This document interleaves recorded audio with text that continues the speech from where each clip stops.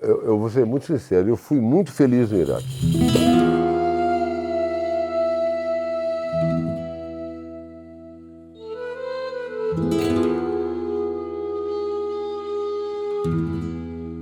Eu repetiria tudo, sem pestanejar.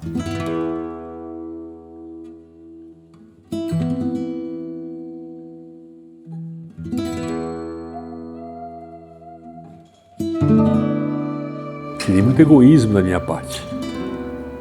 Eu guardar tudo aquilo de bom que eu consegui, que entronizou na minha vida, e não vou dividir isso com ninguém.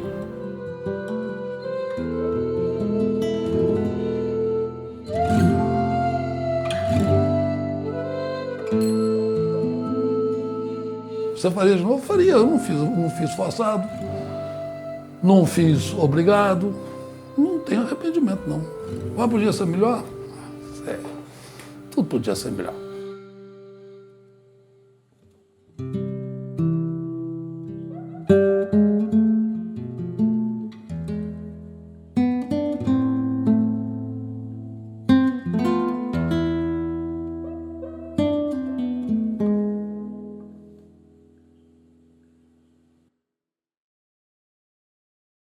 Realmente os amigos acharam que a gente dava um pouco um parafuso fora de centro. Se você é louco, eu sou, eu vou. Pelo amor de Deus, você não pode ir para lá, não. Aí naquela hora eu decidi que eu ia mesmo, sabe? Eu falei, eu vou viver essa aventura. Ir trabalhar no Oriente, né? Na região que é considerada berço do mundo, a Mesopotâmia, né? Para um lugar que eu sonhava ir, né, por causa das leituras antigas. Embora soubesse que o país estava em guerra. Isso era sempre uma preocupação, né? Hoje eu não sei o que fazer lá, não, mas o cara de 24 anos não pensa muito nessas coisas, não, ele vai, né? Eu não sei porque eu vi naquele momento uma oportunidade de fazer uma diferença na minha vida. O cara gosta, de engenheiro, a gente é profissional e a gente tem que enfrentar desafio mesmo. A gente, aqui no Brasil, já enfrentou vários também, não como o Iraque, né? O Iraque foi uma coisa diferente, né? A obra em si era um projeto gigantesco, né? Eram 1.100, 1.200 quilômetros quase de rodovia, cruzando, né, o Iraque do sul em direção ao norte, com 2 ramais ligando a Síria e a Jordânia. O Iraque não tinha uma rodovia naquele padrão, né? As rodovias lá eram ruins, poucas e ruins.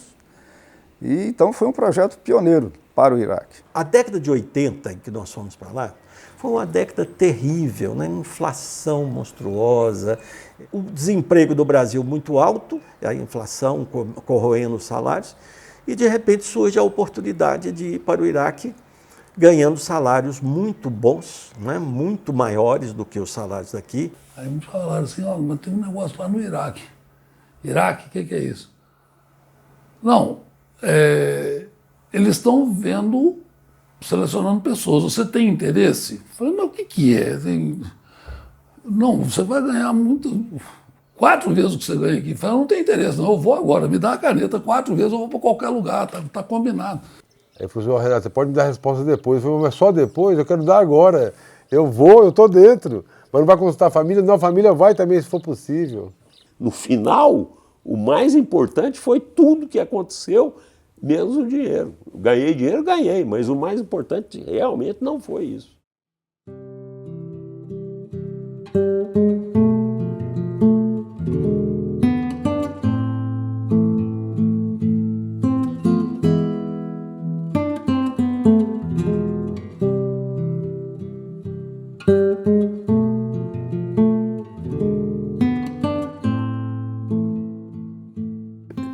Eu diria para você que a primeira impressão foi terrível. Tenebrosa. Eu cheguei no Iraque com 15 dias e escrevi uma carta para ela falando que eu ia embora. Acho que eu não vou ficar. Eu falei, você vai. Eu já desmontei tudo aqui, já está tudo encaixotado, eu já estou indo. Vou embora desse lugar. Aqui só tem doido. E acabei ficando 5 anos. Toda vez que você embarcava no aeroporto ou chegava, né, ali tinha um momento de estresse. Muita polícia, né? Muita gente armada, né? Isso tudo assusta, né? A gente era orientado para não levar nada que tivesse alguma referência a Israel. Um simples detalhe com a cruz de Davi já era motivo para desconfiar de você, achando que você era judeu. E na tampinha desse polvilho etc. Granada tinha uma estrelinha de Davi. E eu sabia que não podia, mas eu não lembrava que nessa tampinha tinha uma estrela de Davi. Mas ele pegou e viu a tampinha, ele jogou aquele negócio no chão e pisinhava, e deve ter falado os maiores impropérios lá em árabe, que eu não imaginei o que ele falava, mas ele ficou muito bravo. A minha esposa, na época, uma vez tiraram um anel dela, que era para esforço de guerra. E em 79, houve uma revolução do partido Baath, se eu não me engano, que é o partido do Saddam Hussein. Então foi todo um desafio trabalhar com um país em guerra. Veja agora as primeiras imagens da guerra no Golfo Pérsico. A televisão do Iraque mostrou hoje os estragos que a aviação iraniana fez em Bagdá. Os aviões atacaram os subúrbios da capital iraquiana. Dezenas de casas ficaram destruídas. Eu estava chegando nesse acampamento perto de Bagdá, quando a gente viu a primeira explosão muito longe, muito longe. E a gente ficou muito assustado, mas no mesmo dia à noite já tinha um povo lá tocando violão, cantando samba. A gente não tinha ideia da situação real do país. Passando por aquelas cidades, né, Faluja, por exemplo, e vendo aqueles ninhos de metralhadora nos telhados, né, aquelas Ramad. E isso é bastante assustador. As rodovias, elas tinham 3 coisas: caminhões de soldados, crianças em cima dos caminhões, jovens, né, de 18 anos, sei lá, 17, míssil e caixão. Quando a gente chega no acampamento, aí já muda, porque o ambiente já era um ambiente Brasil, né, praticamente, né? As famílias conhecidas, muitas delas já conhecidas, né? Então ali realmente você se isola do país, né? Aquele acampamento lá era uma cidade brasileira no meio do deserto, na verdade.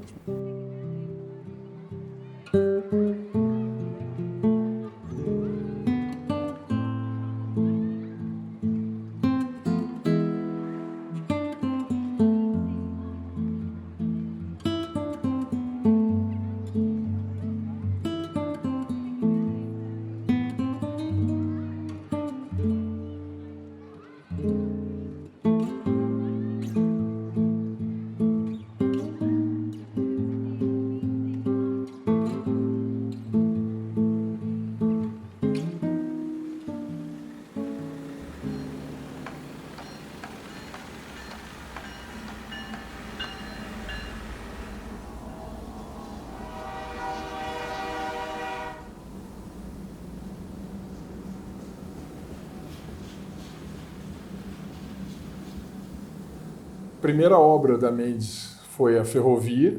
A obra da ferrovia era um negócio monumental.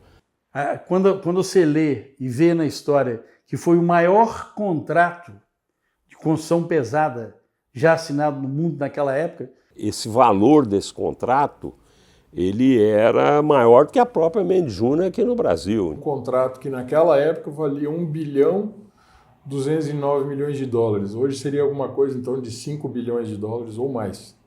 Depois do contrato da Expresso foram 360, 370 milhões de dólares. Depois ainda teve o de Nasciria, que foi 330. Ou seja, foi um marco, né? Foi uma coisa espetacular. Quando eu cheguei, a ferrovia tinha 15 mil funcionários, só na ferrovia. Tinham 28 nacionalidades. O desafio, vamos dizer, os números superlativos, tanto dessa obra da ferrovia, como da Expressway que veio na sequência, né? Quando foi projetada a estrada, foi por volta do ano de 78. Quem fez o projeto foi uma empresa alemã que chamava Dorsch Consult. E era considerada a rodovia mais moderna do mundo. Então, em 78, não havia guerra entre Irã e Iraque. Não tinha havido nem a Revolução ainda Islâmica. Para o país era algo de que ia permitir um desenvolvimento absurdo ali do interior do Iraque. Ela foi projetada numa situação favorável de relacionamento internacional. É um projeto de uma rodovia com 2 sentidos, com 3 faixas de rolamento em cada sentido. Um bueiro a cada 250 metros. E aí você pergunta, mas para que bueiro? É porque na hora que chovia tinha muita água e ela teria que correr de um lado para o outro. É um canteiro central de 10 metros de largura. Então era um projeto tipo aqui da Bandeirantes, quem conhece aqui. Com curvas bem suaves, da ordem de mais de 1.000 metros de curva. E desde o quilômetro 0 até o quilômetro 128 tinha um desnível inferior a 300 metros. Ela era dividida, né? Tinha um trecho de Bagdá até o Golfo Pérsico e tinha um de Bagdá até a Jordânia. E nesse trecho de Bagdá até a Jordânia, a gente era o segundo lote. Que ficava perto de Ramad, que era bem no centro do Iraque, né? A gente ficava mais ou menos, se eu não estou enganado, 150 quilômetros mais ou menos de Bagdá. E construímos a estrada. A estrada foi feita no deserto. É uma serpente, né? No meio do deserto.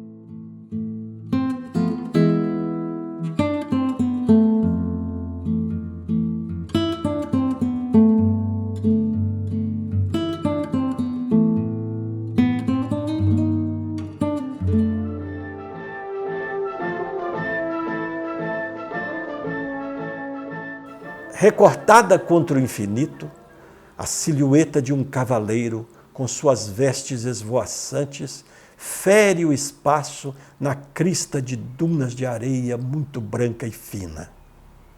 Se é esta imagem que você tem do deserto iraquiano, você está bem distante da realidade. Eu pensei também que era um deserto, né? Que seria uma coisa que a gente viu aqueles filmes de Ali Babá, né? Os 40 ladrões, tinha tendas, e para mim aquilo foi uma surpresa muito bacana. O terreno era fértil, a gente tinha horta, né? Tinha uma horta comunitária.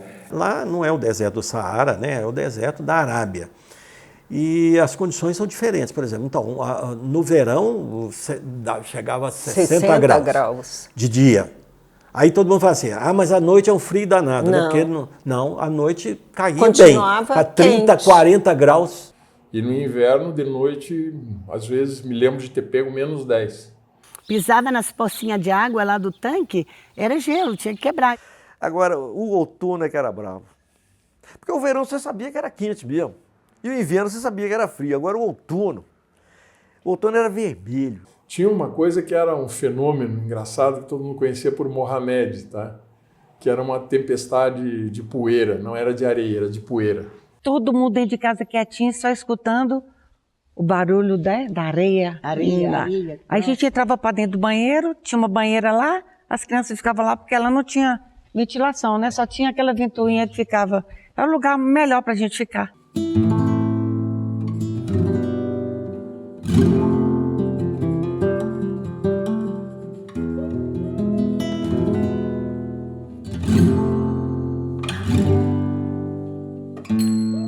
O deserto iraquiano foi fundo de mar em tempos bem pretéritos, entendeu?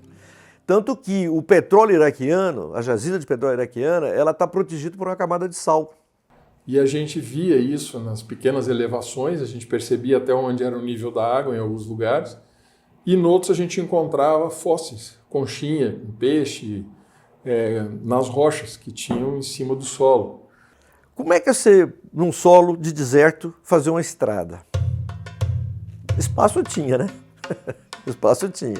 No Brasil, a vida inteira, a gente fez terraplanagem com um caminhão jogando a terra no chão, vem o pipa, passa em cima, vem a grade, homogeneiza aquilo tudo, aí vem os rolos e faz o fechamento daquele terreno.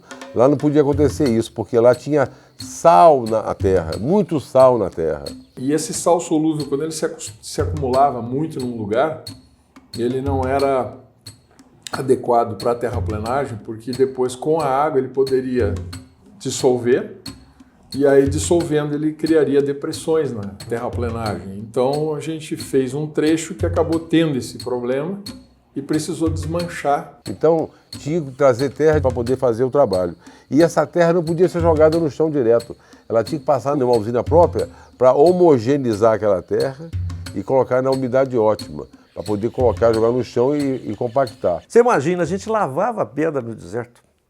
Para fazer parte, de incorporar essa água na execução do projeto, foi uma logística espetacular, um negócio desafiante. Reuniam 4 bombas de altíssima capacidade, bombeavam para esse tubo de 700 milímetros, e a força dessas 4 bombas jogavam 40 quilômetros. E ali colocavam mais 4 bombas, jogando para mais 40 quilômetros. A água lá no deserto é muito mais importante do que o petróleo, né? Então não se fazia poço artesiano porque ia totalmente achar petróleo.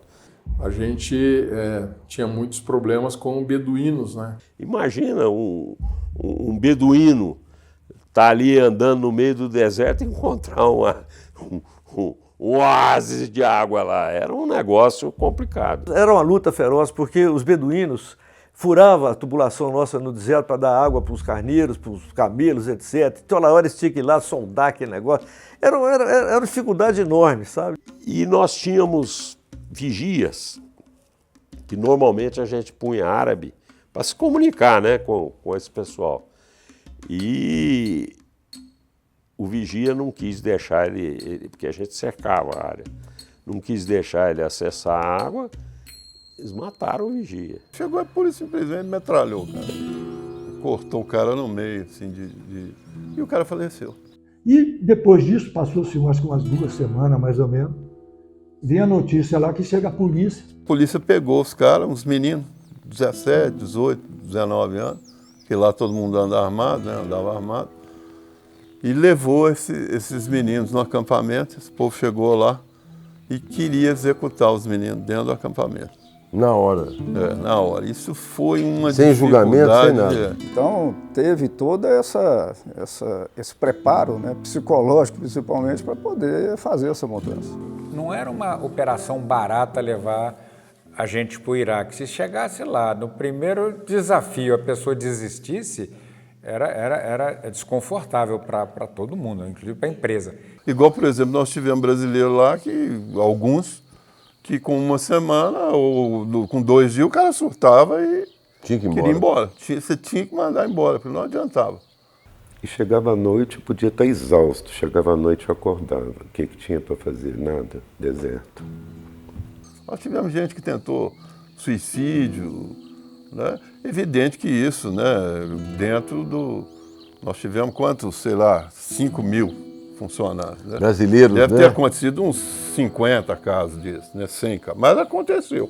Então era um lugar assim que não tinha nada, era no meio do deserto. Então teve toda uma mobilização para montar, né, uma cidade ali. Nós tínhamos prefeitura, nós tínhamos água, tratamento de água, tínhamos energia elétrica para os geradores, tudo nosso. Colégio, né, tinha que ter supermercado, tinha que ter clube, tinha que ter hospital, tinha que ter tudo isso. Eu recebi uma foto muitos anos depois do acampamento. Aquela qualidade, eu acho que a gente construiu a segunda Babilônia, em termos de vai durar o mesmo tanto. Quando eu cheguei lá, eu assustei com a grandiosidade da estrutura, né? Desde o desembarque no aeroporto até a chegada na obra, era tudo muito grandioso, né? As condições da obra difícil, logística difícil, suprimento de materiais muito difícil, demorado, então nós tínhamos de fazer uma previsão muito boa. Porque lá não tinha nada, o Iraque não tinha, não produzia praticamente nada. Então você tinha que trazer tudo de fora, né? Na área de planejamento, por exemplo, que era a área que eu mexia, você tinha que já estar comprando material e trazendo equipamento que você ia usar daqui a 1 ano. Porque se você não fizesse isso, não ia chegar a tempo. Não é só, você passa na rodovia, a pessoa não sabe nem o que tem ali embaixo. Ela não sabe os bueiros que foram feitos. Um dreno que foi feito para a água, que percola por aquele local lá, ela ter o caminho dela correto e não entrar na rodovia para evitar, às vezes, um acidente. Ninguém tem ideia. Passa por cima, olha que beleza de estrada, às vezes 10, 15 quilômetros de estrada. O que está embaixo ninguém sabe. E eu tive a oportunidade de trabalhar com isso. É a obra que eu me senti engenheiro. E aquilo absorvia direto, você ficava ligado direto. E trabalhava 2 turnos, então você acordava de madrugada e ia para o campo trabalhar também, já que você não está com sono, então vai trabalhar também, que você sabe que está acontecendo coisa lá. você vai ser informado de manhã, então você já vai de noite também. Não tinha um negócio que a gente gostava de trabalhar e tinha trabalho demais. Lá mesmo, as metas que me passaram, teve umas que eu falei, eu não vou dar conta, e acabei conseguindo, e não era só eu, era toda a equipe que se desdobrava, né? Costumava falar o peão tal, que é o trabalhador, que é o obreiro direto, tinha um orgulho danado, você entendeu? Quando você falava com o cara, oh, você vai de férias para o Brasil, ele fazia todo um planejamento, oh, vou voltar, eu vou chegar lá, eu vou comprar um carro, vou comprar uma vaca. E uma coisa que impressionava muito é aquela quantidade de gente de nacionalidade diferente trabalhando junto. E nós chegamos a ter quase 40 nacionalidades diferentes.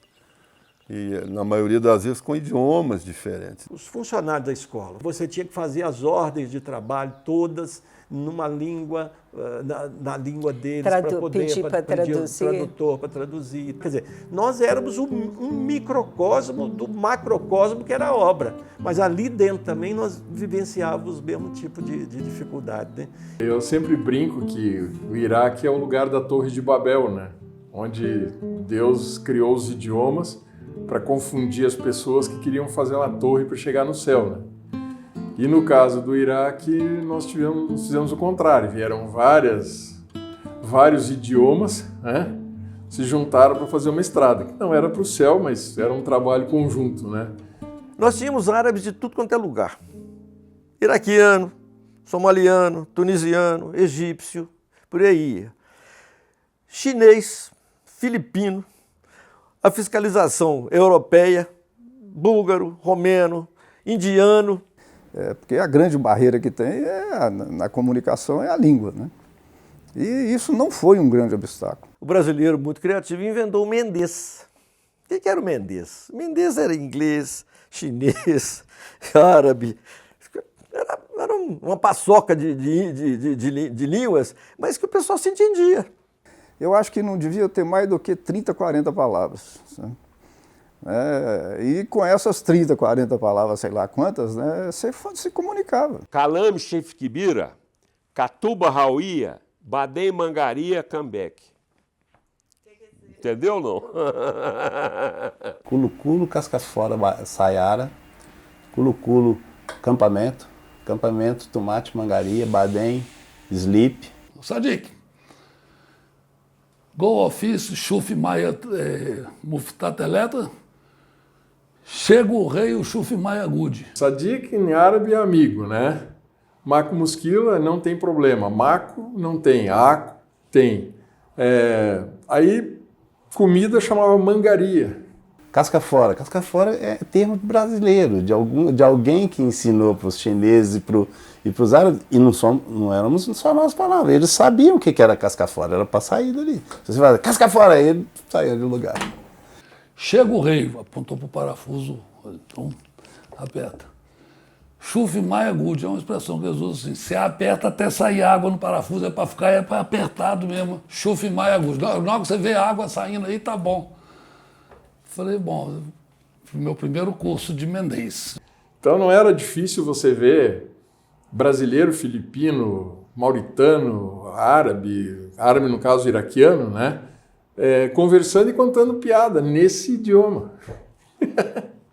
Se fez entender? Sim. Então tá bom. E a gente era bem instruído nesse aspecto de respeito. Você está no país diferente, você tinha que respeitar a primeira coisa, a cultura, né? São povos milenares, né? Então você tinha que respeitar aquilo. Você tinha um alojamento dos chineses, um alojamento dos filipinos, entendeu? O alojamento dos árabes. Eles formavam mini comunidades dentro da nossa comunidade, entendeu? E aquilo ali, a nossa administração tinha que cuidar disso tudo, né? E tinham vários funcionários da SORB, que era a instituição governamental que fiscalizava, né?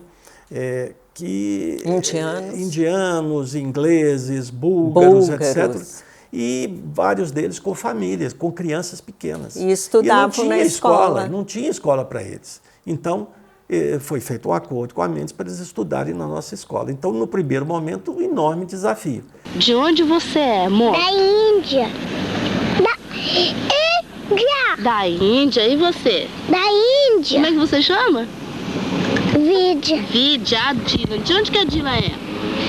É Dila. De onde, Dila? Do Iraque. Do Iraque. A gente, com o tempo, né, com a experiência, a gente acabou identificando que cada nacionalidade tinha uma expertise diferente, ou uma finalidade mais fácil dele assimilar. Sabe? Por exemplo, né, o filipino, que a gente tinha bastante mão de obra filipina lá, ele era muito bom para ser operador de máquina, por exemplo. Motorista de caminhão, operador de máquina. O chinês já era mais o serviço braçal, aquele serviço mesmo que não necessitava de muita qualificação para isso. Né? O árabe, ele vai parar e vai dormir. Então você não põe ele na carregadeira, não, vai parar os caminhões todos atrás dele. Põe ele lá no caminhão que ele encosta, porque ele vai dormir na hora do almoço, ele vai rezar, ele vai parar. Eu vou te ensinar como é que você lida com os chineses. A gente conversa muito, os chineses respeitam muito a autoridade, os mais velhos, né? Então, esses chineses que estavam dormindo no banheiro, ele perfilou os chineses assim na frente dele e foi falando. Né? O intérprete traduzia, eu falava algumas coisas, eu acho que o intérprete não falava o que eu falava, porque eu estava xingando, brigando. E ele, na maior paciência, né, conversou com os chineses, acabou o primeiro chinês. Eu falei, graças a Deus. Né? Ele deu um tapa na orelha desse chinês. Eu até hoje lembro do barulho do chinês caindo. Tinha uma preparação aqui em Belo Horizonte que o cara falava com a gente assim, eles enfiaram na cabeça da gente com toda a razão do mundo. Você vai na casa do cara, a casa não é sua não, você tem que respeitar o que você vai ver, você não tem que questionar. Você pegar um presente com a mão esquerda, qualquer coisa que você recebesse com a mão esquerda era um mau sinal, que a mão esquerda seria a mão da higiene. Então era mal interpretado se você fizesse isso. E eles têm um hábito, né, de beijar, têm um hábito de se segurar na mão, cair com o dedinho. Né? Então era comum encontrar com um cara do sindicato no corredor, ele sair de mão dada com ele e a turma colocando a cabeça para fora das salas lá e ficar rindo da gente, né? Ficava rindo de mim. Então, normalmente, quando a gente ia visitar a obra, geralmente a gente ia com a mão no bolso, porque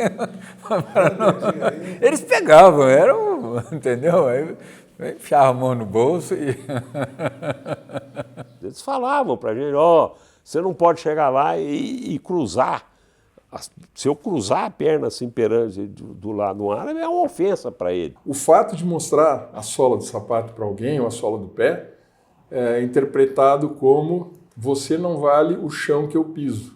E eu, 3 anos depois, estava lá, inadvertidamente, puf, cruzei. Nossa Senhora, o cara me xingou. Você não pode fazer isso. Queria me mandar embora do Iraque por causa disso, vê se pode. Tinha, rixa tinha. De vez em quando eu tinha que a pessoa ir lá, né, passar pano quente em alguma coisa, acalmar os ânimos, sempre tinha. A gente tinha que aprender a ser mais tolerante, eu era um pouco intolerante antes, né, exigente demais comigo mesmo e aí, em consequência, com as pessoas. Né? Eu acho que isso aí mudou bastante. Nosso lote era o lote 10, né? Então você tinha os japoneses de um lado, coreanos, alemães, iugoslavos. Então a gente trocava muita figurinha, sabe? De ir lá para ver o que eles estavam fazendo, que tipo de equipamento que eles estavam usando. E eles também vinham aprender com a gente também. Então isso, né, permitiu a gente conhecer muita coisa nova, né? Era o que tinha de melhor, né, na engenharia naquele momento, estava ali. Nós levamos 2 anos para provar o traço. O traço é a receita de bolo da capa. Você tem que misturar tanto disso, tanto daquilo, tanto de asfalto, chama traço isso. Essa receita de bolo, esse traço, nós levamos 2 anos para provar. Eu fazia todo controle de documentações e aprovação e liberação dos trechos para que a equipe de pavimentação pudesse tocar. E aí era bastante responsabilidade que se parasse uma coisa, separava uma infinidade de equipamentos que vinham atrás. A norma era alemã, que são normas muito mais rigorosas. Eles eram muito exigentes, passavam até do limite da exigência em alguns casos. E então a compactação era muito rigorosa e o solo era um solo muito difícil. O Iraque era um país comandado por um ditador, Saddam Hussein. Então, os engenheiros da SORB, que era a empresa de fiscalização, eles morriam de medo de ser acusados de estarem facilitando alguma coisa para uma empresa estrangeira. Eles mesmos, fiscais, talvez teriam mais receio de falhar do que a gente, né? Porque eles estavam ali com uma determinação do governo para fiscalizar uma obra que era uma obra muito importante para o país.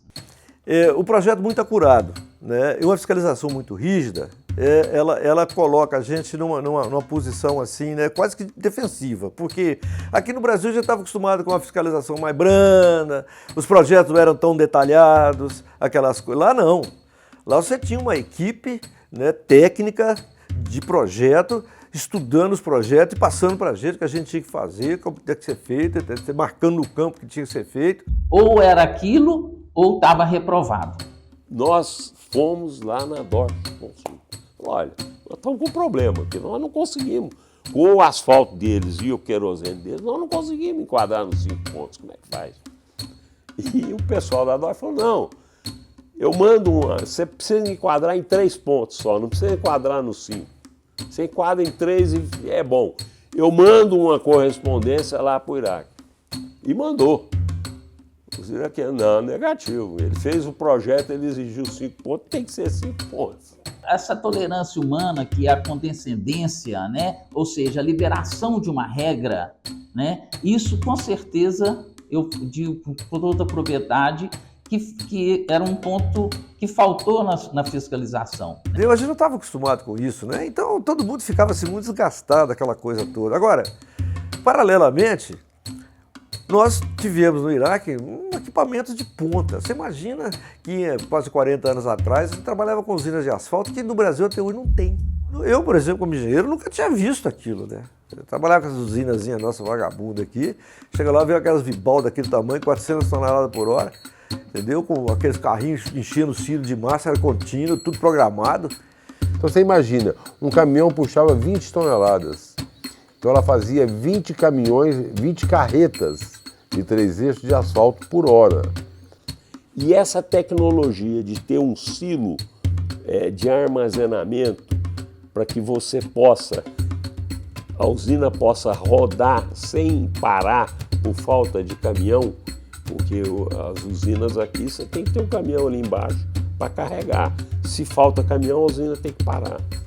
E as acabadoras morrendo de fome, porque o que jogava lá dentro da acabadora, no instantinho eliminava. Já naquela época, 40 anos atrás, a usina era feita com programação de cartão perfurado. Tinha um programa que você botava lá na usina e ela rodava sem interferência de operador. Aqui, nós não temos isso até hoje. Eu estou falando de 40 anos atrás. Entendeu? É um negócio espetacular, né? Isso ajudou muito a gente a realizar o que a gente precisava realizar, né?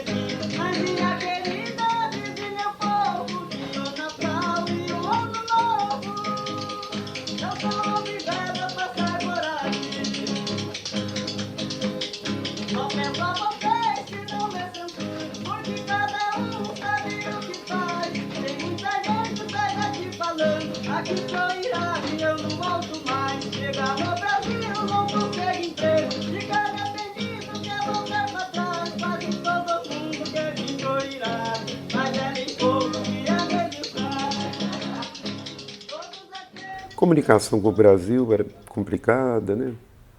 No primeiro contrato, então, você tinha que ficar numa fila imensa, na cidadezinha de Al-Baghdad, para ligar para o Brasil. E às vezes conseguia, às vezes não conseguia. Eu tinha que ir lá no acampamento, nós tínhamos lá uma central telefônica, que eu cheguei à conclusão que se eu fizesse sinal de fumaça, eu chegava mais rápido. Existia um delay, você falava, e tinha que esperar um tempo, a pessoa falava de cá, e a gente não tinha paciência, falava em cima, aquilo era uma dificuldade realmente impressionante.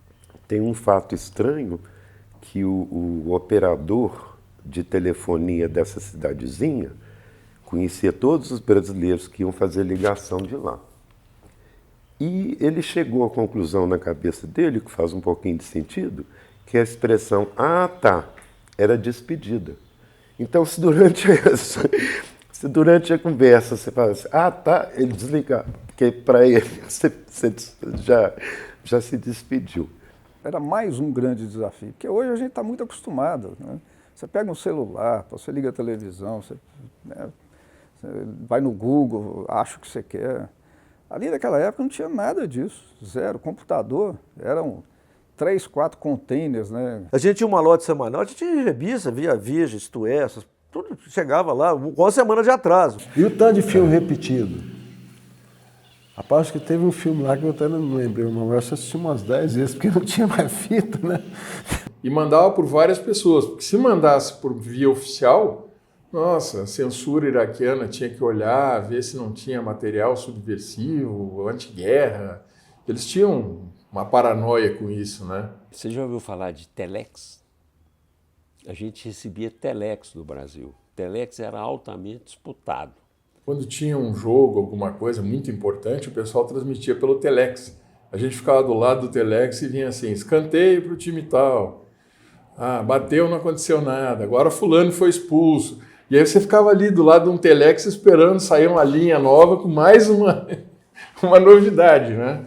E era o dia mais feliz de todo mundo, era o dia que ia distribuir as cartas. A minha filha tinha 6 meses, hoje ela vai fazer 38 anos. Eu recebi uma foto dela, eu me emocionei bastante, porque foi quando eu conheci minha filha com a foto de 19 dias.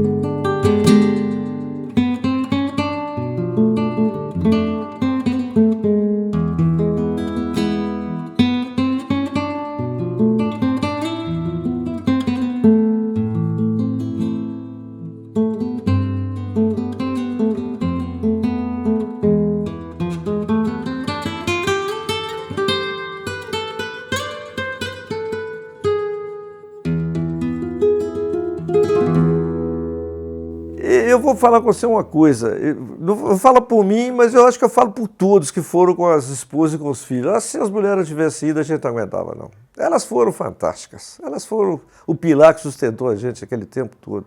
Ele foi antes, ficou lá 7, 8 meses e me ligou falando, se você não vier, casar e não vier, eu não volto mais, porque é muito pesado para quem estava solteiro. Hoje eu pensando, eu era uma menina, né? Se você for pensar, eu não tinha experiência nenhuma, resolvi encarar sem saber realmente a realidade que eu ia enfrentar. E que foi complicado no início, porque ele trabalhava à noite. Então, assim, a gente mal encontrava. Quando chegava à noite, que aí vem aquele silêncio, o movimento, termina no acampamento, eu só chorava, porque eu não tinha com quem dividir. Então eu procurava, eu batia na porta, eu perguntava, você não sabe fazer isso não? Você lembra como é que faz o quibe? Mentira, eu estava careca de saber. Eu queria aproximação. Tem até um caderno lá, várias receitas com o nome das pessoas que me cederam as receitas. O bolo de coco que passava no leite condensado. Também é delícia. O combinado era, eu iria, se surgisse oportunidade para eu trabalhar, a gente ficaria. Se não, em um ano a gente voltava. Mulheres excelentes profissionais iam e não tinham um emprego. Porque né? ninguém trabalhava. Aí não tinha como. Pesado né? isso. Eu não fui contratada pela Mendes Júnior, né? Aí chegando lá, a gente tinha que fazer alguma atividade, porque não tinha nada para fazer. Porque eu tinha que lavar, passar, cozinhar, fazer o que tinha que fazer em casa. E depois resolvi ainda, né, pela necessidade que eu senti minha própria de fazer alguma atividade, comecei a trabalhar, né, assim, dando aulas, que eu sou professora de educação física. Eu fazia coque, cortava, penteava, prendia, errava, acertava. Uns elogiavam, outros metiam o pau e fui levando. Boa tarde para todos vocês que estão me assistindo. Hoje é dia 12 de janeiro de 1984, quinta-feira, e precisamente 15 horas. Mas eu parei porque eu engravidei. Eu engravidei 2 anos depois, e eu só parei de trabalhar porque a minha barriga não cabia na prancheta, porque eram aquelas pranchetas grandes, né? Eu parei com 8 meses, quase 9 meses. Isabela nasceu em julho de 85, né? Junto com um monte de Paulas, Brunos e Renata. O nascimento lá eram poucos, né? Eram 3, 4, 5 por ano, sei lá quantos, né? No máximo isso. Então era ótimo, né? Porque eu tinha todo o aparato, né, por conta disso, né? Aí, durante o nascimento, o batimento, aí primeiro abraço, mãe e filha. Aí pôs assim, parabéns ao casal Fátima e Lúcio, a moça é linda. Ela nasceu, era a única do berçário, então a enfermeira ficava por conta dela. Só que eu tive cesárea e a gente sendo sozinha, então foi muito complicado, assim. Eu me recuperar da cesárea, cuidar de uma criança, eu não podia sair. Então, às vezes eu suponho, porque eu não tinha um contato clínico com ninguém, com nenhuma delas, né? Eu suponho que tinham angústias, assim, sabe? De tristeza de estar longe dos familiares, de estar num país estrangeiro, de não ter liberdade de ir para onde você quisesse. Nessa hora que vem o forte da união, sabe? Todo mundo. Uma foi lá e falou, Kátia, durante 20 dias não se preocupe com a alimentação. Eu vou te mandar todos os dias o almoço.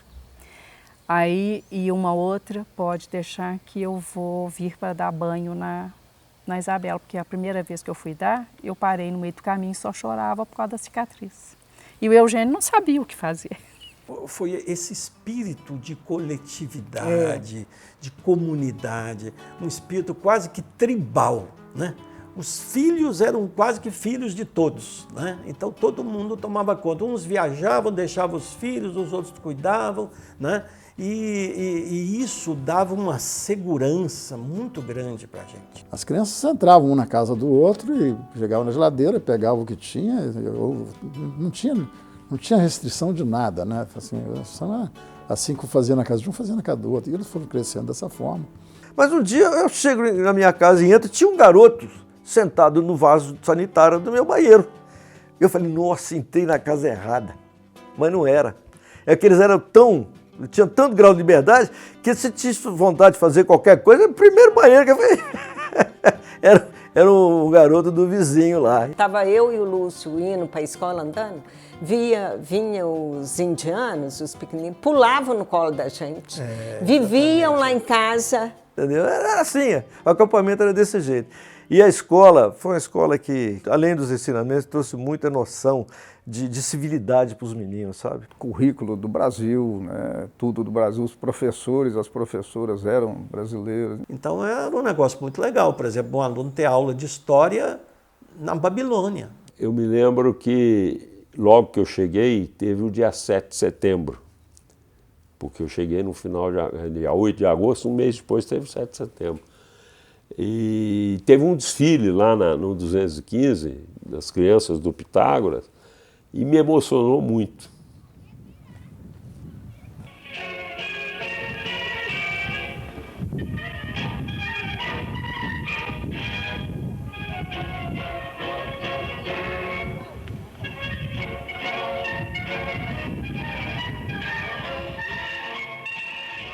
Não é porque a gente estava lá no Iraque, a 20 mil quilômetros de distância, que o 7 de setembro não fosse comemorado o Dia da Pátria, que as datas significativas da nossa pátria, da nossa nação, não fossem esquecidas. Não, o Lúcio nunca deixou acontecer isso, sabe? eram relembrados, os meninos, a gente prestigiava, entendeu? Dava saudade de nós, você ver uma bandeira do Brasil subindo no mastro no meio do Iraque, no meio do deserto. É uma emoção que é indescritível, né? Mas tinha um outro papel interessante que a escola acabou assumindo, né?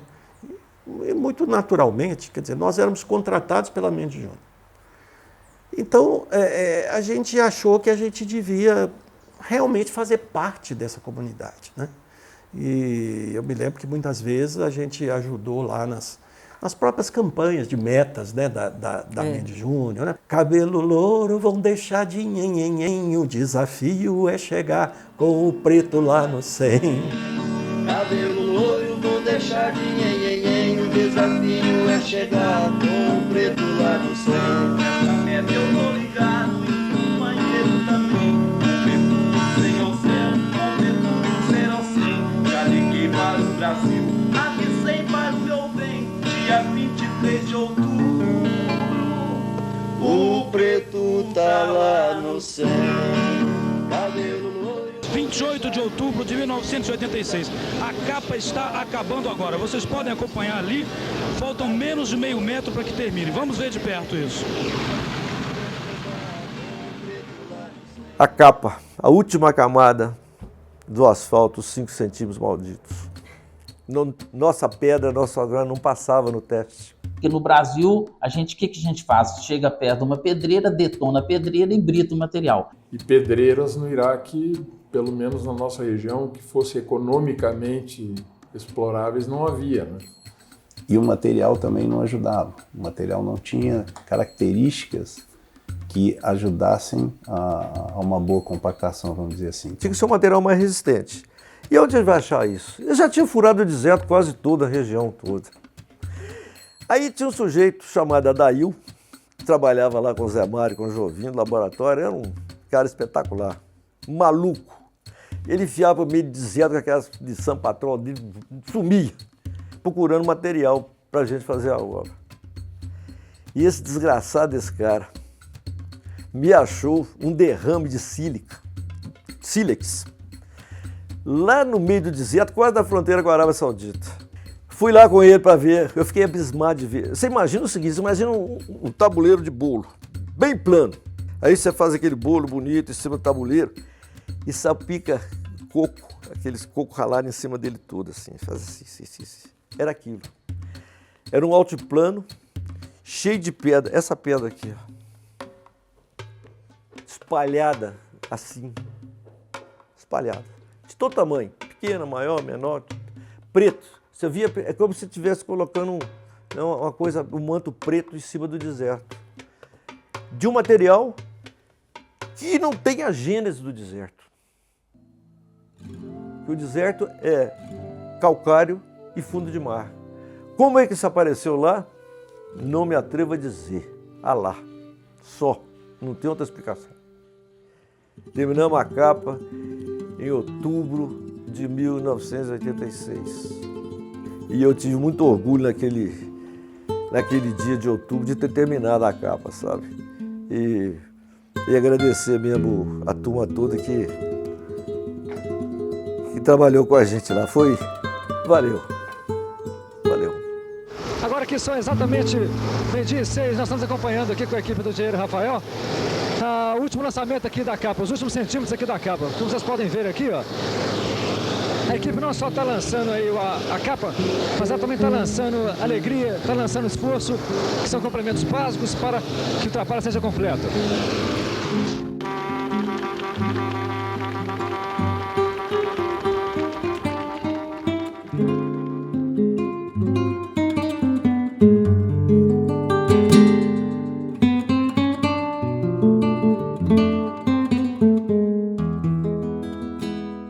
No acampamento, a vida nossa no acampamento era ótima, mas eu só tinha um feriado por semana, era duro. E a concentração maior na sexta-feira, que era o único dia, era realmente no clube. O clube era comida e bebida e a piscina. Rir, brincar, né? Trocar ideias e fugindo de papo de obra. Gente que casou, gente que namorou, né? Teve muita história bacana lá. Bacana.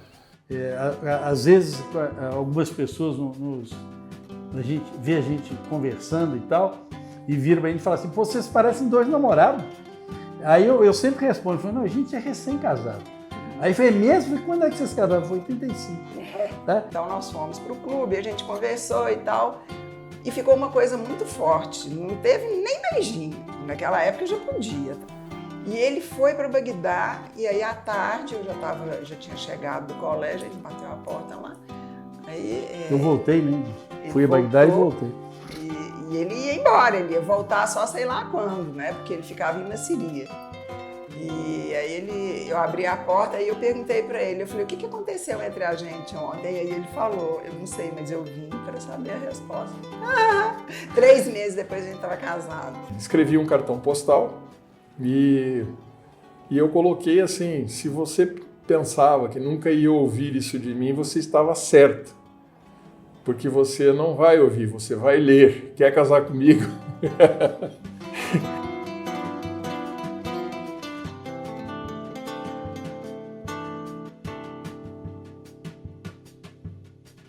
Quando a gente fazia um churrasco, era uma festa, às vezes vinham 6, 7, 8 famílias. Conversava-se tudo, jogava-se truco, jogava-se pôquer. Eu era da turma do pôquer. Tinha dia que a gente passava. Chegava uma quinta-feira, a gente começava 8 horas da noite e parava 6, 7 horas da manhã da sexta-feira. Mas era jogando truque e tomando Royal Salute de uísque de 21 anos, né? De tirinho, que não é normal aqui no Brasil, né? Aqui você joga truque tomando pinga, né? Tinha umas antárticas de lata já vencida, né? Porque chegava tarde. A gente brincava e chamava de bala antártica, né? Com 12 anos. A cerveja começou a ficar uma cerveja assim, mais avermelhada, sabe? E aí um dia a gente resolveu abrir uma latinha e viu que ela estava enferrujada por dentro, né? Ela tinha uma cintazinha de ferrugem, né? E foi avaliado que aquilo não causaria nenhum mal, né? Porque era ferro, né? E apelidaram a cerveja de Antártica 12 anos, que era Antártica envelhecida. Era festa todo dia, tinha gincanas, tinha campeonato de dança. Acho que nós tivemos umas 3 ou 4 gincanas. Se davam prendas, né? E a gente saía correndo para conseguir. Você imagina, prenda para você conseguir alguma coisa num acampamento que... A vida está tediosa. Vão fazer uma gincana, pôr a vida em polvorosa. Que ideia genial, meu caro e grande chefe. Mas será que esse negócio não vai acabar em tabefe? Eles pegaram casa sim, casa não, colocaram vermelho e preto. Conseguiram dar uma de separar os outros lá. E separaram mesmo, o negócio chegou a ter... Escolheram então por vermelho um rei de todos os esportes. Um superatleta gigante, um astro, Geraldo Fortes. Era eu. Eram coisas que você pode falar assim, que bobagem esse negócio, mas pra gente lá tinha um valor, né, muito grande. O futebol não dava certo, porque aí o Tonhão era amigo do chefe. Aí o chefe chegava lá, hoje vai jogar o Tonhão, e só escolhia os melhores, o time dele só ganhava, de vez em quando perdia. E me jogaram uma bola, e eu ia fazer o gol, estava de frente com o goleiro, claro que eu ia fazer o gol, porque eu era bom de bola. O Frederico, que era o cunhado do Dr. Elmo, ele estava na torcida para o outro time, ele entrou em campo, me segurou. Então isso aí ficou na história na época, né? Aí as pessoas não podiam jogar duro contra o chefe, jogava duro contra ele. Aí arrebentava. Eu era o melhor da turma, né? Se alguém falou que era jogar futebol melhor do que eu, é mentira, viu? Eu era bom de bola. Vejam aí o empenho, a garra. Vê nesse lance a decisão com que o zagueiro Silvio entra para matar a jogada. Realmente, Lúcio, ele quase matou a jogada e o Gilson, centroavante do outro time, quase atingiu com o pé na testa. Nós poderíamos dizer que isso aí foi um excesso de zelo. E continua aí o time do Gicitágoras dando um sufoco no Pretágoras. Olha, essa... Antônio, como é que você explica esse lance? Lúcio, como você pode ver, eu participei do lance e o Hermano entrou com a barriga no meu pé. Eu realmente não tive culpa. O juiz então deveria ter dado falta do Hermano. Atingir o seu pé sem bola. Quando se inventava uma nova festa no clube, Aí você só pensava naquilo, porque era a única coisa que tinha também, fora a rotina de trabalho. Era carnaval. Carnaval, baile do Havaí, festa junina. Tudo a gente encontrava motivo. Dia dos Pais, Dia das Mães. E a gente enfeitava da melhor forma. E a gente se divertia muito. A gente ia lá, a nossa bandinha lá, o Orient Express Band, com o saudoso Gabrum também, que foi outro que Deus levou muito cedo. E a gente tocava nos carnavais, tocava baile de Réveillon, fazia farra danada lá no clube. Aliás, eu falo que no Iraque eu fiz tanta coisa que eu nunca teria feito em lugar nenhum, sabe? Eu fui jurado de programa de TV, fui cabeleireiro de gente, fazia fantasia, promovia festa, cantei bingo em 4 línguas. Aí os caras inventaram a hora do peão. A hora do peão, esse foi bom. Tá boa, tá boa. Eita, bailinho bom.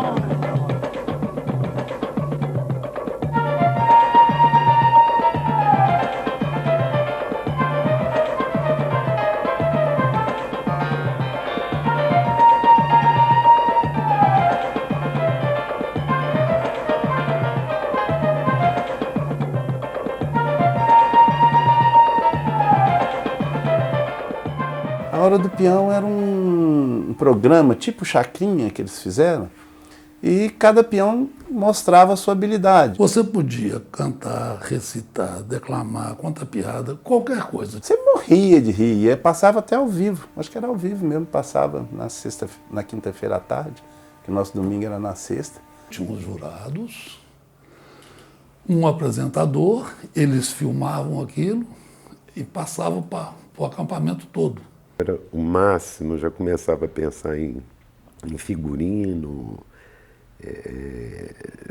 quem que ia ser, quem que não ia fazer, qual candidato que ia ganhar, qual calouro.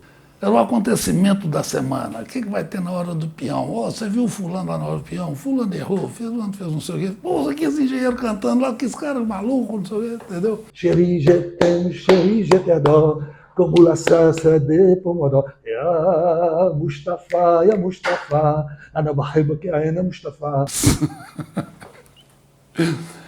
E isso aí deu mais de um mês de uma diversão danada, que tinha que ensaiar, tinha que organizar a banda, tinha o Geraldo na bateria, o Gabrum no violão. Madame Macumusquila, eu mangeria culo-culo todo dia. Aqui ou acolá, em Rete ou Bagdá. Aqui ou acolá, em Rete ou Bagdá. Eu mangeria culo-culo todo dia. Eu culo-culo mangeria sem parar. Tinha a Hora do Peão lá, que era interessante, e a Praça do Vai Quem Quer. Aquela pracinha era festa quase toda sexta-feira, ou na quinta, que era seria o nosso sábado lá. Um espaço democrático, vamos chamar assim, de e essa estratégia multicultural. Me perguntaram que não dá para a praça. E eu falei, vai quem quer. Aí, mas vamos colocar aí como se fosse um nome holandês, vai quem quer.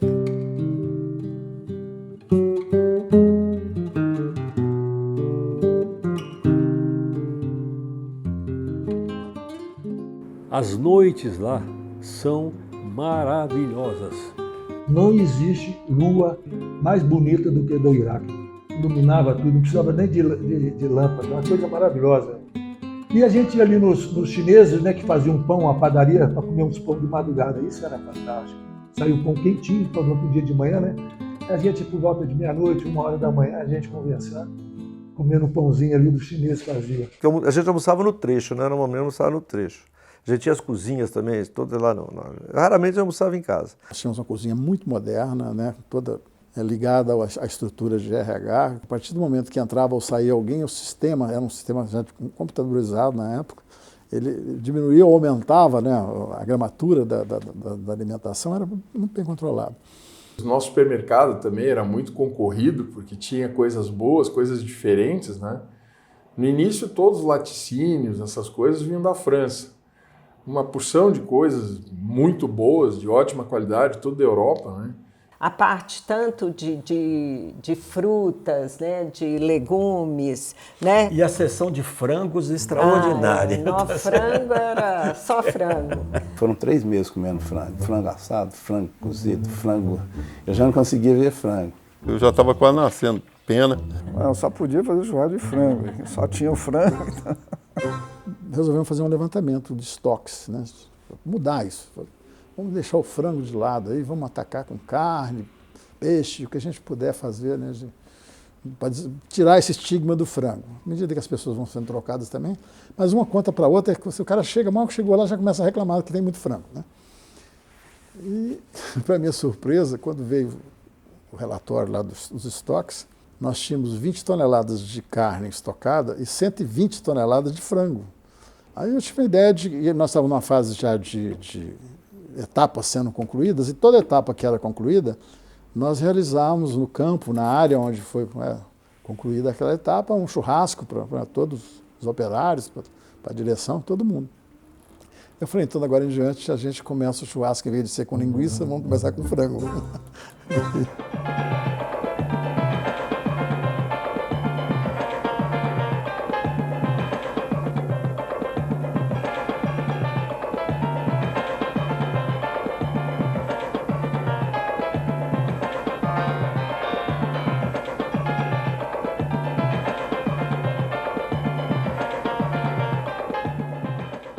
A gente tinha alguns momentos de tristeza, né? Sentia falta da família, sentia falta do Brasil, mas isso era amenizado porque no meio do ano davam uma semana, 10 dias para a gente viajar. Então, assim, uma passagem lá custava 3 vezes mais barato do que se você comprasse pelo câmbio oficial, né? Então era muito fácil, né? Você sair, viajar, conhecer. Acho que isso foi uma grande oportunidade gerada, né, pela situação. Olha, foi a oportunidade que eu tive de conhecer o mundo. A Regina ainda aproveitou um pouquinho mais que eu, porque ela foi para a Índia, Nepal e Tailândia, no mesmo ano que a gente foi para o Egito, Grécia e Turquia. Eu nunca iria botar meu pé em Bangkok. E fizemos uma farra, porque também tinha uma carência de farra também, quem estava lá, que lá não tinha, uma farra danada lá e tal, foi muito legal. Eu tinha lido Marco Polo, então, o negócio da China, eu tinha lido sobre o Kurdistão Bravio, eu tinha lido sobre os vikings, etc, etc, e eu pude passar por todos esses lugares. O Iraque nos proporcionou passar por todos esses lugares e realmente assim eu consegui realizar aquilo que era só imaginação. Aquilo tudo fascinava. Eu era um guri, tenho 23 anos, não sabia nada. Nunca tinha saído de Belo Horizonte, então aquilo para mim era demais. O mundo ficou pequeno.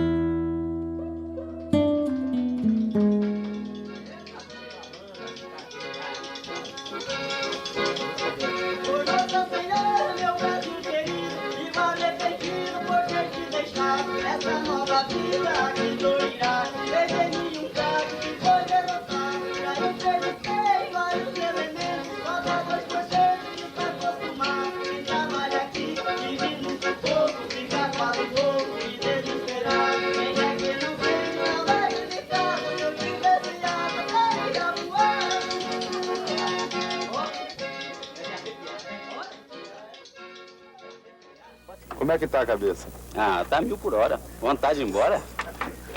Muito medo? Medo demais. Os carros com refugiados passam na estrada ao lado. O barato acabou. Nem as quadras, nem a piscina conseguem distrair os trabalhadores que aqui já foram felizes um dia. Esta é a Rua Rio de Janeiro. Já foi uma rua cheia de vida de uma pequena cidade brasileira no meio do deserto iraquiano. Nos bons tempos, 140 famílias...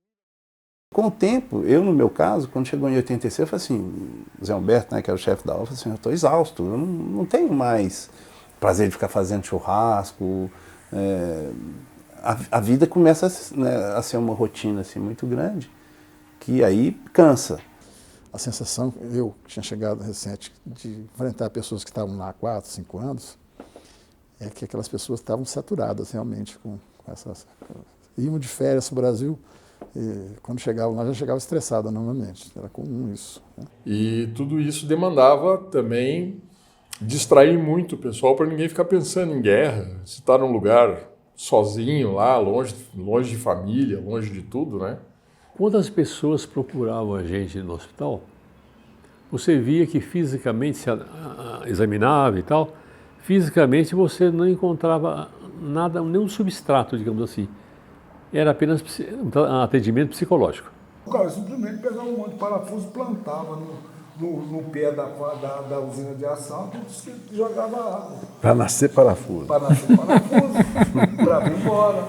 Aí o rapaz desceu calmo do caminhão e falou assim, olha, hoje você completa o tanque do caminhão e enche o tanque de trás com 15 mil litros de óleo diesel.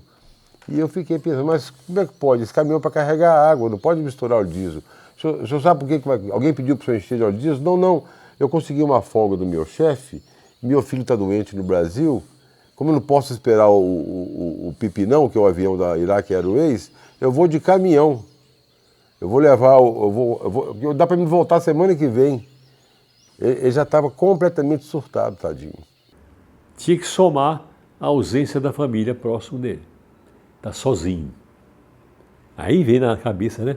Mulher, filhos, emprego que às vezes deixou aqui travado aqui no Brasil. Então a coisa complica porque une as duas coisas. A parte física e a parte psicológica. Eu confesso para você que se fosse hoje eu não voltaria. Eu não iria. Muita gente ficou apavorado, nossa. Em 86, antes de eu vir embora para o Brasil, a guerra tomou um curso muito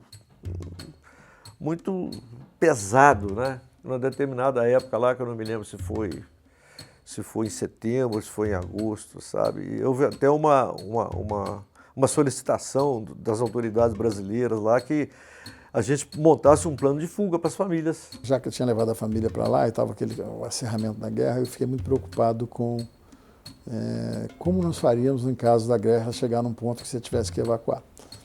E aí, conversando com o pessoal lá, fizemos um grupo de trabalho para atualizar um plano de fuga que tinha lá. E eu fiz parte desse plano. Isso me desgastou muito, sabe? Desgastou muito porque eu tinha que ver onde a minha mulher e meus 3 filhos iam ser colocados no ônibus para sair dali e ir embora para a Jordânia. Né? E nós fizemos isso família por família. Tinham reuniões de 15 em 15 dias, a gente reunia e fazia uma revisão do plano. E eu fazia parte também como diretor do hospital, a gente participava do plano, né? A direção geral da obra e de setores. Eu participando disso lá diretamente e não podendo compartilhar muitas vezes nem com a Fátima, tá certo? Porque era um pedido de sigilo absoluto para não criar um pânico, né? Então, em algumas vezes nós tivemos assim na bica de ter que sair mesmo, né? Aí já sabia o caminho, a rota. De preferência a gente sairia à noite e noite de lua cheia. Tinha 9 ônibus, 2 pipas d'água, 3 caminhão caçamba, 2 Range Rover, 2 Land Cruiser, são 48, no total era 48. Eu não lembro desse número. 48 equipamentos que tinha que estar... É o comboio, né? Era o comboio, né? E não poderia sair tudo de uma vez, mas tinha que estar tudo certo. Que legal, que bacana, né? Tal, você está com o plano montado, tudo. Eu falei, pois é, mas está faltando uma fatiazinha aqui, que é a questão legal. Como é que nós vamos chegar lá com 1.400 pessoas na fronteira da Jordânia e dizer, oba, estamos aqui, vamos atravessar. Aí os caras falam, não, vocês não vão entrar aqui, vocês não têm visto, ou não têm autorização, não vão entrar, volta para fica aí no Iraque, né? Então, vim conversar com vocês sobre essa questão legal e qual é o plano da embaixada, o plano de evacuação de vocês. Aí ele falou assim, olha, o nosso plano é o mais simples possível. Nós vamos fugir lá para o canteiro de vocês e vamos junto. A guerra predomina, né? Impressionante. Ali está sempre algum problema ali naquela região. E o que chamava mais atenção é que Irã brigando com o Iraque e todo mundo ganhando com isso. Né? Todo mundo, inclusive o Brasil. Né? O Brasil vendeu bastante armamento, a Vibras, né, e outras empresas, IGESA. Antes das pessoas embarcarem aqui no Brasil, a maioria das vezes era Rio de Janeiro, ele fazia uma escala em São José dos Campos para carregar armamento. E o Brasil fornecia equipamentos de guerra, fornecia Urutu, fornecia equipamentos da Vibraz, que eram bélicos, né? Na época eles falavam que eles gastavam $1 bilhão por mês na guerra, os dois juntos. Você pensa bem, $1 bilhão naquela época, se fosse revertida para o bem do país, né, para desenvolvimento, para infraestrutura, seja lá por que for. Né? O que não seria, né, aqueles dois países? E a tristeza de ver que eles tentaram tanto erguer o país, né, fazendo essas obras, investindo em infraestrutura e fazendo grandes e pesados investimentos, jogar tudo isso fora por guerra. A gente convivia, eu, por exemplo, convivia muito com os árabes lá, os subempreiteiros, né, que a gente contratava para ajudar a fazer a obra, né, que eram locais, né, famílias que não tinha uma família que não tinha perdido 2, 3, 4 membros da família na guerra. A guerra era numa região pantanosa, bem na parte de baixo do Iraque, perto do Golfo Pérsico, e todo verão acontecia a mesma coisa. Os pântanos secavam, eles deixavam o Irã entrar, depois eles cercavam esse pelotão e matavam todo mundo. Né? Então, dizem que morreram na época só do Iraque mais ou menos 1 milhão de pessoas nessa guerra, justamente numa faixa aí de 18 a 40 anos. Né? O país se ressentiu bastante disso aí. Como eu ficava mais na parte externa, eu tinha mais problemas com a guerra. Por exemplo, as minhas carretas que iam transportar equipamentos para Nasiriyah, estava começando a obra de Nasiriyah, o exército passava a mão nelas para carregar tanques de guerra, que é usado o mesmo equipamento. A minha motorista ficava sumido 1 semana, desaparecido. Às vezes um brasileiro, três de Djibouti, um país tem lá Djibouti, e Tunísia. Os caras ficavam, eu ficava apavorado. Aí eu saía de carro, rodava 2, 3 dias, não achava ninguém, perguntava, não achava ninguém. A gente estranhava porque tinha uma base aérea perto e os aviões quebravam a barreira do som em cima do nosso acampamento. Então você escutava um barulho que eram 2 estouros, né? E aí todo mundo pensava assim que era alguma coisa com a guerra, mas não era, só esses aviões passando e quebrando a barreira do som. Passava helicóptero porque eles sobrevoavam a piscina, porque a mulherada de biquíni. Então isso aí sempre teve, não tinha jeito. Eles faziam treinamento com os aviões lá, guerra, soltavam bombas lá no deserto, mas para a gente acabava ficando uma rotina, sabe? A gente não sabia o que eram aquelas lajes de concreto, estavam no meio do deserto. Pois nessa sexta-feira, nós descobrimos, era onde os caças faziam a mira para jogar a bomba. Eles vinham, faziam o rasante, jogavam aquilo ali e subiam. Não chegavam a detonar a bomba, mas eles jogavam uma bomba de cor e tinha que acertar nessa laje. E nessa bendita sexta-feira, às 9h30 da manhã, um caça errou e bateu o peito dessa laje e subiu. No que subiu, o caça explodiu e o piloto foi ejetado. Eu estou vendo aquele tumulto de carros chegando na porta do hospital, vozerio, e um vozerio assim na língua árabe. Eu falei, ih, tá danado, né? Não era brasileiro, não, língua árabe.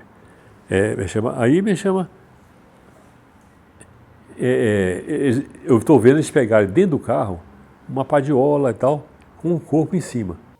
Passado 15 minutos, máximo meia hora, chega aquele helicóptero enorme, aqueles helicópteros russos que a gente viu na guerra do Vietnã, aqueles helicópteros, e pousou dentro do nosso acampamento. Pousou pertinho do clube nosso. Era o comandante lá de Fallujah, onde ficava a base aérea deles. Chegou nervoso, bravo. Cadê aquele idiota que me destruiu um avião de 30 milhões de dólares? E eu quero... calma, ele está sendo socorrido no hospital. Mas só que ejetou próximo do solo. Não teve muito espaço para ele amortecer, porque o ejetor depois abre um paraquedas, o paraquedas abriu, mas não deu tempo de segurar. Resultado, uma pancada no chão daquelas, né? Então, a primeira coisa, foi chegando lá, eu já na marca, já fui examinando. Quando eu examinei, comecei a palpar, o tórax dele, a maioria das costelas quebradas. A maioria. Você fazia assim, ó. Crac, crac, crac. Braço fraturado. A perna fraturada voltada para fora. Então, em síntese, para encurtar a conversa, né? Em síntese, para mim, eu não podia falar isso, mas para mim estava morto. Para mim. Eu peguei cetoscópio, eu escutei e fiz uma avaliação da situação dele. E cheguei à conclusão que estava morto. Aí chamei rápido num canto assim, o enfermeiro de plantão, um brasileiro. Aliás, era o mais esperto que eu tinha dos enfermeiros lá. Dei sorte. Mais esperto, cara, né, ativo e tal. Falei com ele, olha, pega esse major, vamos colocar lá dentro do ambulatório e vamos fingir que ele está vivo. Sabe por quê? Se eu falar que ele está morto depois de eu examinar, eu tinha que examinar, eu ia ser preso. Porque lá é assim, se você está com o morto, digamos, na sua mão, médico e tal, e você deu o diagnóstico de falecimento, é como se você foi negligente e deixou o cara morrer. No dia seguinte, chegou outro helicóptero com os técnicos para estudar o acidente do avião. Só que eles ficaram horrorizados, porque não tinha mais nenhuma peça do avião no meio do deserto. Porque eles sabiam que os brasileiros tinham pegado. Aí o comandante falou assim, eu vou prender todo mundo que roubou isso aí. Foi pelo amor de Deus. Aí fizeram uma reunião, a pessoal do RH, explicando que nós íamos deixar um lugar reservado, com tapume, o pessoal devolver as peças e ninguém seria visto. Devolveram. Eu só não chorei na hora para não dar muita tensão, né? Despertar muita tensão. Mas a vontade era desabar. Tamanha a pressão, né, em cima. Quando eu fui para o Iraque, uma das recomendações que me deram era buscar a redução de acidentes, que tinha um índice alto de acidentes de trabalho mesmo, né? Tinha recentemente acontecido um acidente lá automobilístico, em que parece que morreram 5 pessoas, o advogado, a empresa, algumas pessoas. Teve um negócio tão traumático. E aquilo repercutiu muito mal. O maior perigo que tinha no Iraque era realmente o trânsito. Eu sempre gostava de andar por dentro do trecho, porque na estrada mesmo era um perigo total. Porque a gente não podia se envolver, tipo, com acidentes lá. Porque lá qualquer coisinha o iraquiano prendia o brasileiro, ou o chinês. Não, prendia qualquer um. Prendia qualquer um. Prende primeiro para ver o que vai acontecer. Para depois acontecer. Então, isso aí chocou muita gente. Né? Muitos meus motoristas que eram bons, que foram presos, alguns deles desistiram de ficar no Iraque. E eu estava indo para um laboratório em Jaba, e aí eu passando na rodovia, um ônibus tinha capotado e o pessoal estava saindo do ônibus. E aí levaram os corpos, né, para o hospital. Aí a polícia chegou lá e prendeu, pôs algema no brasileiro, porque ele é que estava dirigindo. Prendeu ele na maca, né, e falou, não, ele está preso. Mas ele tá morto, pô. Não, mas é assim que funciona. Prenderam o cara com algema na maca enquanto não chegasse lá a polícia lá para poder liberar o corpo dele. Ali não tinha discussão. A primeira ação que tinha que fazer era prender o motorista que estava na carreta. O iraquiano não acontecia nada com ele. E aí a gente nunca conseguia liberar no mesmo dia. Não tinha juiz de plantão, ou não tinha delegado de plantão, ou o nosso advogado estava em outra missão. Aí quando eu era informado, eu já pegava o motorista para assumir a carreta, porque o outro estava preso, e levava o kit cadeia, que consistia num colchão desse de espuma dobrado, com um travesseiro, um lençol, um maço ou 2 maços de cigarro, sabe? E biscoitinho. Nós tínhamos um tal de biscoito de polvilho lá que era um sucesso. E a gente ia com aquele espírito de acalmar o sujeito. Eu só falava assim, quando é que eu saio daqui? Eu falei assim, olha, o juiz nem deu sinal de vir ainda. Parece que está de férias, chega depois da manhã. E não tinha outro juiz, então a gente acalentava. 25 anos para cada morto. Então, imagina, isso era o que a gente escutava, né? E esse rapaz, ele foi preso e o pessoal foi pagar fiança para tirar e trazer ele para o acampamento. E eles chegaram num local longe, foi o advogado, Mourão, a Najat, que era a nossa professora de árabe e era intérprete, mais testemunha e mais o motorista. E eles foram buscar o cara, chegaram lá, não tinham dinheiro suficiente para pagar a fiança que foi estabelecida na hora.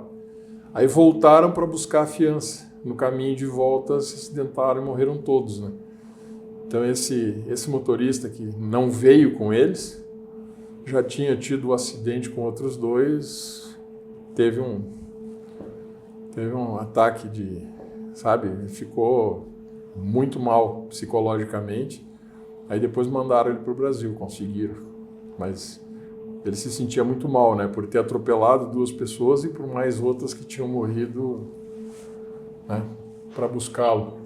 E dia de sexta-feira era um problema, porque a gente queria que o pessoal ficasse no acampamento, mas todo mundo curioso para passear em Bagdá, em Mossul, não sei. E a gente ficava apavorado no acampamento. Saía ônibus com famílias e mais famílias. Não tinha como controlar isso. Vamos dar uma volta aí pelo deserto? Vamos aproveitar que hoje é sexta-feira, antes do almoço e tal, nesse período de manhã. E é bom que a gente dá uma volta e conhece o deserto mais dentro, digamos assim. Ok, vamos embora. Aí chegou num checkpoint ali foi pé de Ramad, o cara parou o carro, viu as moças dentro do carro, né? Aí chegaram, ficaram olhando, aí pediram meus documentos, Rauia. Aí apresentei os documentos e tal. Aí um dos caras deu a volta, aí deu uma pancada no carro lá atrás. Pá! Eu olhei, tinha metido a coronha do fuzil na placa do carro. Aí tirou a placa do carro e começou a gritar. De repente, eu ouço assim.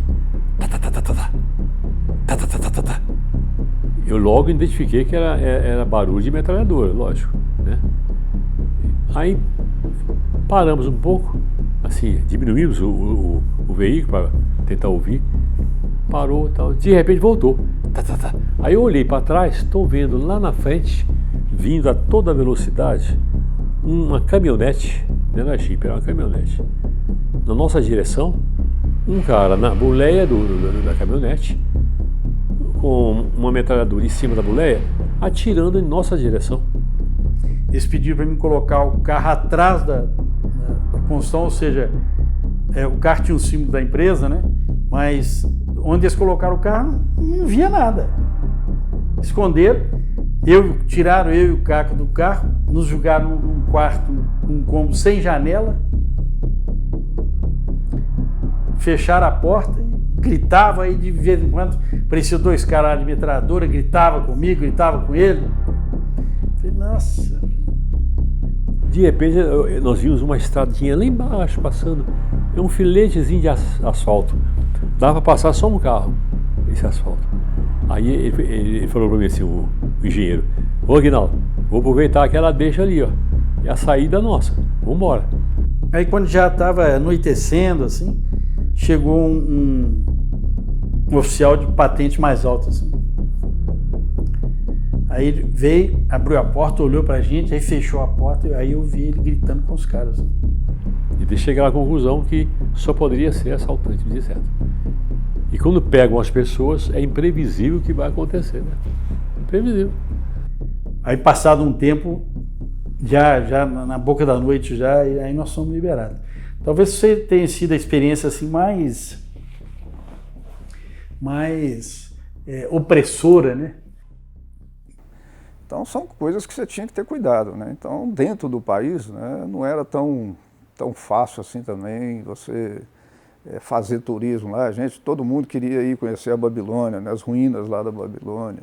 A gente tinha que tomar muito cuidado, porque tem hora que você esquece o costume do próprio país. Elas passaram muita perda. Das mulheres não árabes, né, não muçulmanas, né, elas, né, não era normal para eles, né, a maioria andava de burca, né?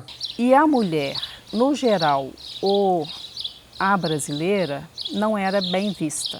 A gente saía, isso era usual lá, todo mundo olhava para você. É um negócio louco, é todo mundo olhando para você. país em guerra, fechado, então a gente tinha aspecto de estrangeiro mesmo, meu cabelo era anelado, jovem, e as roupas, que a gente cuidava muito de não marcar o corpo, mas muitas vezes você esquecia do braço. Então, eles sempre nos orientaram de roupa larga, nada justo, nada transparente. E tá aí a Bagdá com calça comprida. Com calça né? comprida. Então, tudo a gente tinha que ter essa preocupação. Com o Eugênio, eu não podia dar a mão, não podia ficar assim, o normal que é pra gente. Eu tava com um macacão laranja e braço de fora. E eu comecei a sentir, à medida que fui andando, um peso, sabe? Assim, eu senti que tinha uma coisa acontecendo que... Sabe quando seu pé começa a ficar pesado? Aí eu olhei, como todo mundo olhava, eu estava olhando também, né? A hora que eu olhei para trás, eu passava, os homens tampavam o rosto. Eu entrava numa loja, não tinha ninguém. Quando você olhava para trás, estava assim de homem. Eles entravam, eles enchiam a loja para te encostar. Porque você estava de cabelo de fora, né? Sabia que era estrangeira. Teve uma reclamação e aí eles avisaram aqui lá deve ser prisão administração, perto, na administração, que você não foi apedrejada graças à quantidade de policiais que estavam lá por causa do atentado que tinha tido contra eles tinham matado os franceses lá, porque senão o negócio não tinha ficado bom.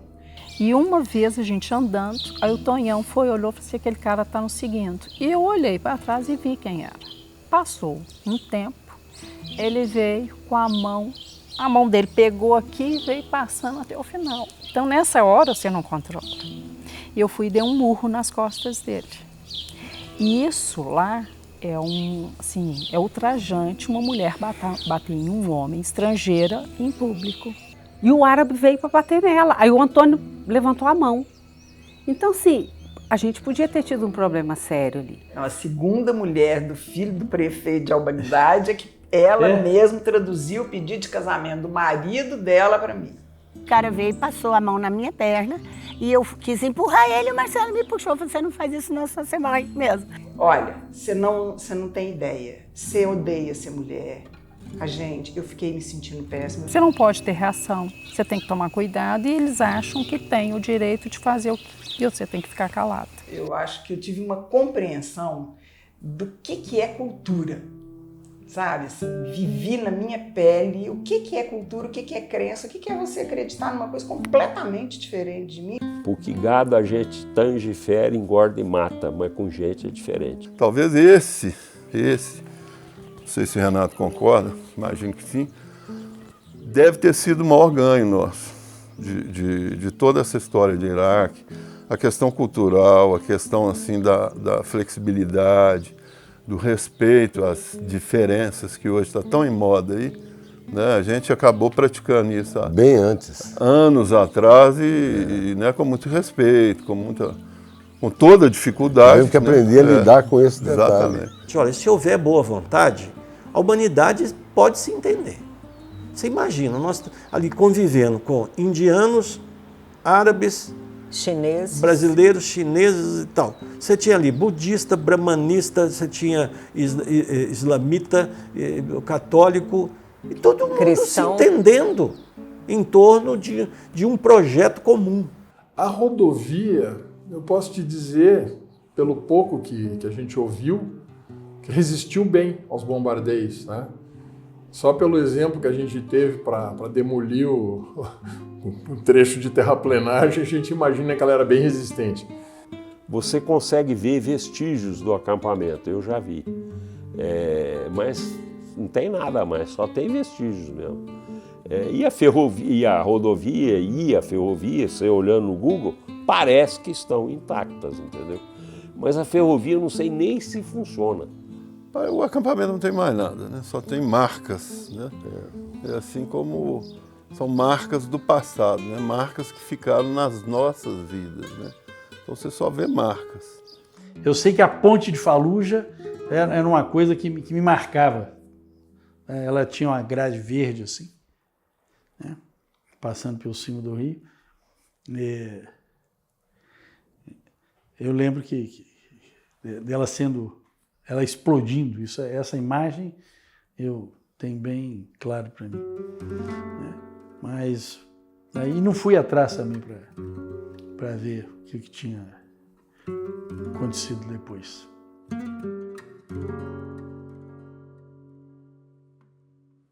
A minha vida profissional, principalmente, tem um divisor de águas aí que é antes e depois do Iraque, entendeu? E a vida profissional, pessoal também. Quem você era lá atrás, né? Aquela vidinha tranquila, mansa, e de repente você está num lugar que poderia ter acontecido alguma coisa com a gente e sem medo nenhum.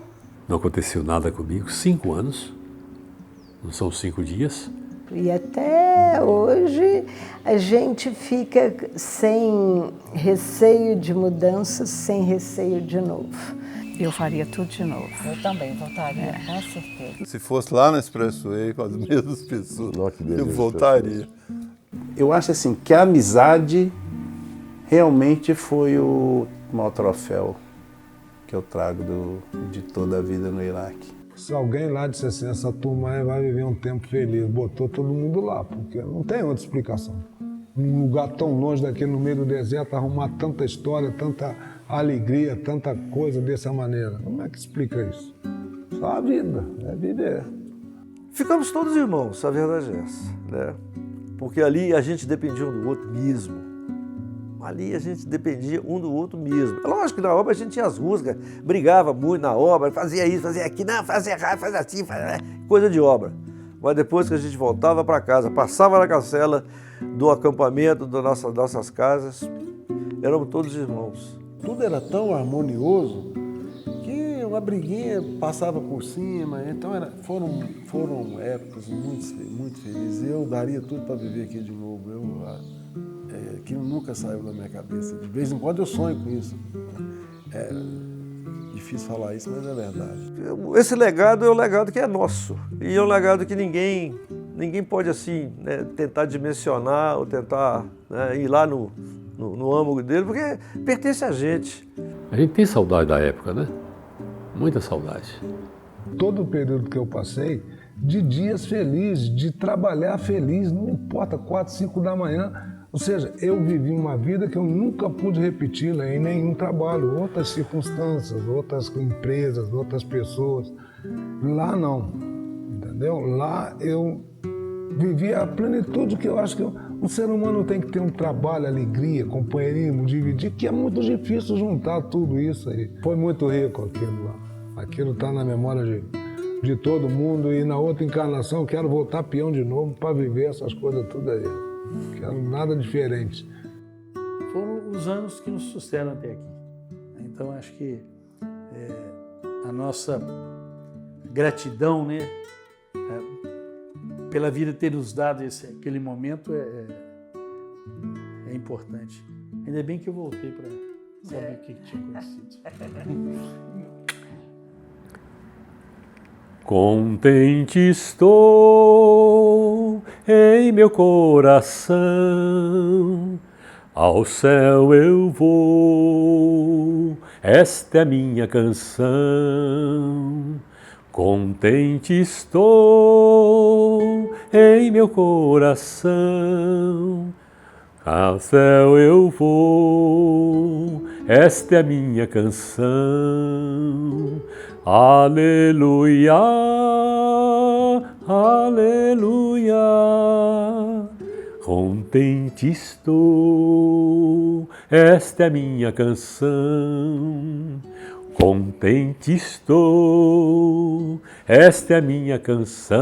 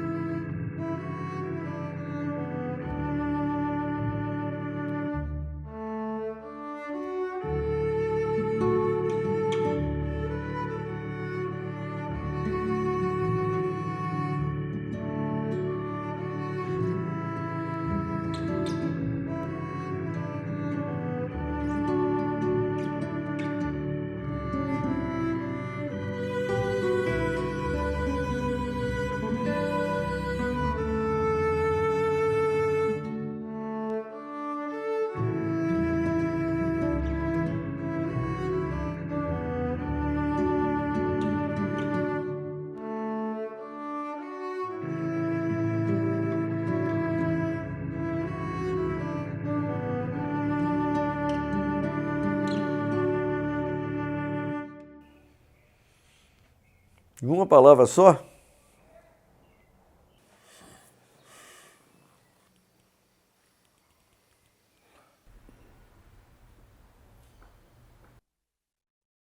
E a minha experiência, a gratidão é uma. Gratidão. Gratidão. Gratidão.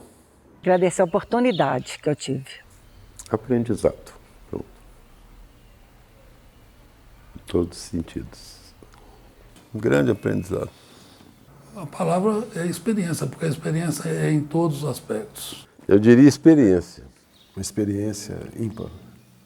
Felicidade, foi muito bom. Convivência.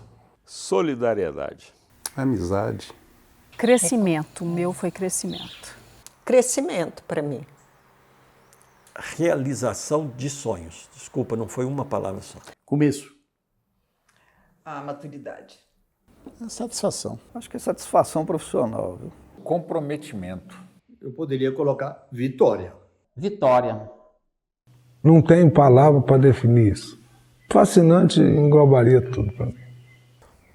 Deus. Alá. É isso.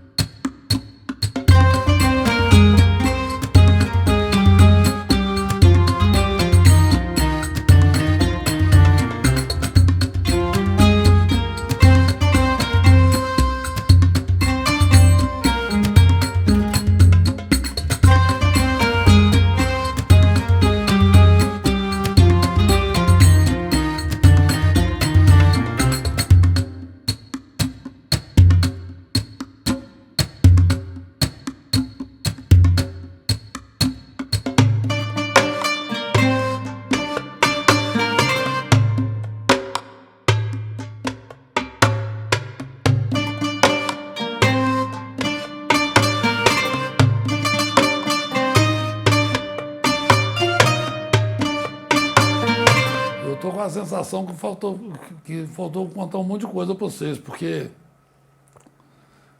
foi muita coisa que a gente viveu, mas 40 e tantos anos depois, né? Mas se eu lembrar de mais coisas, eu conto para vocês, eu ligo para vocês, eu faço e-mail, eu faço um jeito de chegar para vocês.